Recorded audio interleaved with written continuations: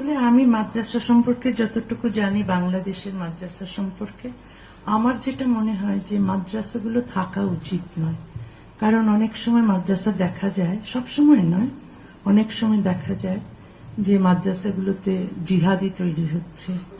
কারণ এখন আপনারা যদি দেখেন নিউজগুলো, মাদ্রাসায় শিশুর ধর্ষণ চলছে, শিশু নির্যাতন চলছে, বলাৎকার চলছে, এবং ইমাম, মাদ্রাসার শিক্ষক এরা ধরা পড়ছে, এরা জেলে যাচ্ছে।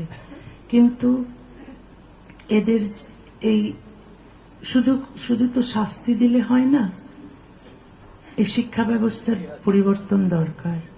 আর মাদ্রাসার আমার মনে হয় না কোনো দরকার আছে, কারণ এই মাদ্রাসা থেকে পাশ করে কেউ কিছুই করে না। মানে কেউ, এটা হচ্ছে কি যে ওরা এক ধরনের ভিক্ষে করে খায়, চাঁদা তোলে খায় না। তো এই মাদ্রাসাগুলো না হয়ে বরং সব মাদ্রাসাগুলো সেকুলার স্কুল হয়ে যাওয়া উচিত। আর প্রচুর মসজিদ গড়ে উঠেছে যেগুলো জিহাদি তৈরির কারখানা। তো সবগুলো বলছি না, কিছু কিছু। তো ওই একটু মানে কিছু হলে কেউ যদি খুব টাকা কড়ি করে তাহলেই না একটা মসজিদ দিয়ে বানিয়ে দেয় কোথাও। তো এত মসজিদের দরকার নেই, এত মসজিদের দরকার নেই।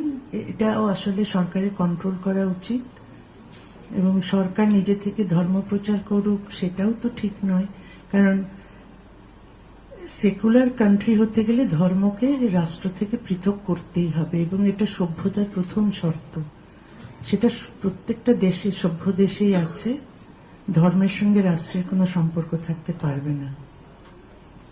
তো এইসব অনেক কিছু আছে যেগুলো করলে সমাজ উন্নত হয়, রাষ্ট্র ব্যবস্থা ভালো হয়, এবং মানুষ অনেক অধিকার এবং স্বাধীনতা নিয়ে বাঁচতে পারে। বাংলাদেশ এবং ভারতের রিলেশনটা ভবিষ্যতে কি হতে পারে সেটা তো দুই দেশের রাজনীতিকরাই ভালো বলতে পারবেন, আমি তো ভালো বলতে পারবো না। তবে আমি আশা করি দুই দেশের সম্পর্ক বন্ধুত্বপূর্ণ হোক।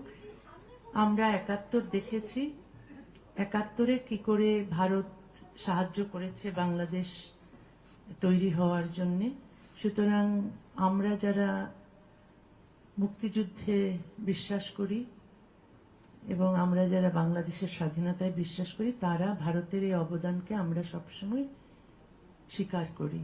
কিন্তু কিছু পাকিস্তানপন্থী জিহাদি আছে বাংলাদেশে, তারা এই ভারতকে শত্রু বলে মনে করে। এই সংঘাত চলছেই আমাদের। তবে যারা যুক্তিবুদ্ধি সম্পন্ন মানুষ, যারা শুভবুদ্ধি সম্পন্ন মানুষ, মুক্তিযুদ্ধের পক্ষের মানুষ, তারা সবাই ভারতের পক্ষে আছে এবং চাই ভারত এবং বাংলাদেশের মধ্যে সুসম্পর্ক থাকুক। নিউজ ইউনাইটেড ইন্ডিয়া, খবর হবে শিরদাঁড়া সোজা রেখে।